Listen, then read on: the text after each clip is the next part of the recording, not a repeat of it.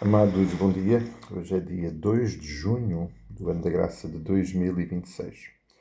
Espero que todos estejam bem na graça e na paz do Senhor Jesus. O texto que o Senhor trouxe, perdão, o Senhor trouxe até nós no passado domingo foi o texto, um texto ao qual já estivemos algumas vezes, de Atos capítulo 16, particularmente a partir do versículo 23 ao versículo 34, e nessas circunstâncias, porque terminamos o assunto de família ao longo do mês de junho, de maio, perdão, pensar numa família, a família de um homem que está aqui presente neste texto, um guarda prisional, alguém que provavelmente naquele dia ele e a sua família viveram o momento mais difícil e ao mesmo tempo o momento mais precioso das suas vidas. Mas eu gostaria só de hoje, voltando ao texto, olharmos para uma circunstância particular. A diferença que faz entre termos a presença de Jesus, o bom aroma de Cristo na nossa vida, e não termos. E a diferença manifesta-se numa forma muito prática neste texto. Paulo e Silas tinham sido presos injustamente, tinham sido açoitados, estavam presos como dois perigosos prisioneiros, mas apesar de tudo isso, apesar de todas essas difíceis circunstâncias, diz o versículo... perdão, estava na página errada. Diz o versículo 25 do capítulo 16 de Atos, que Paulo e Silas cantavam e louvavam a Deus. Diz o versículo: por volta da meia-noite, Paulo e Silas oravam e cantavam louvores a Deus, e os demais companheiros da prisão os escutavam. Esta é a resposta de alguém que tem Jesus presente. Não sabendo o que está aí pela frente, desconhecendo o que vai acontecer a seguir, tem uma esperança, tem uma certeza, e por isso louva a Deus.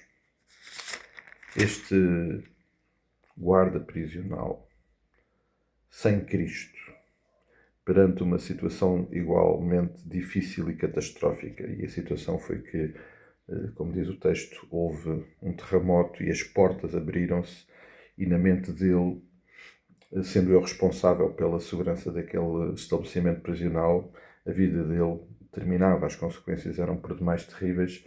E então o versículo 27 diz que o carcereiro despertou do sono e, vendo abertas as portas do cárcere, puxando da espada, ia suicidar-se, supondo que os presos tivessem fugido. Esta é uma forma muito prática de vermos a diferença entre alguém que tem Cristo e alguém que não tem. Em situações difíceis, caóticas, catastróficas,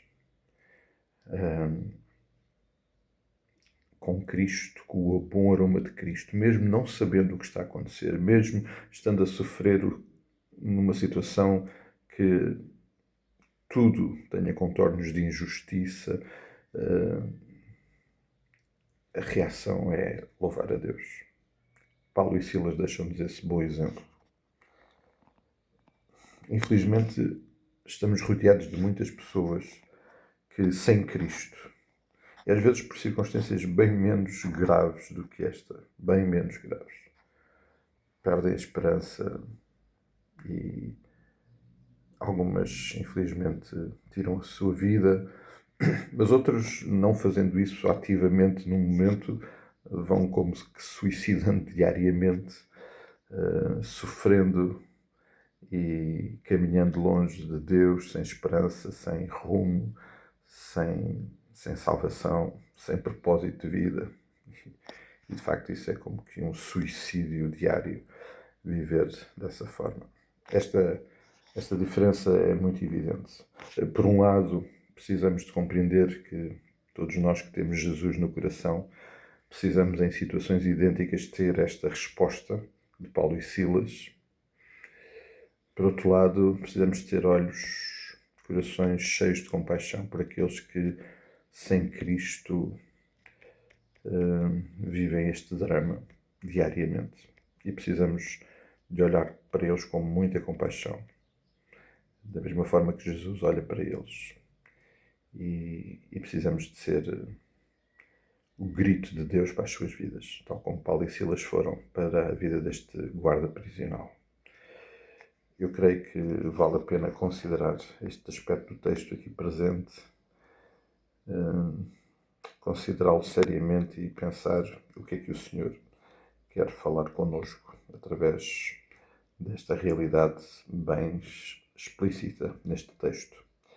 Que o Senhor nos abençoe, que Ele fale connosco e que em tudo nós possamos realmente celebrar, louvá-lo, porque Ele, em qualquer circunstância, em todo o tempo, é digno desse louvor, dessa adoração. Vamos nos cuidar em oração uns pelos outros e, querendo o Senhor, nos encontramos por aí. Até lá, muitas bênçãos do Pai.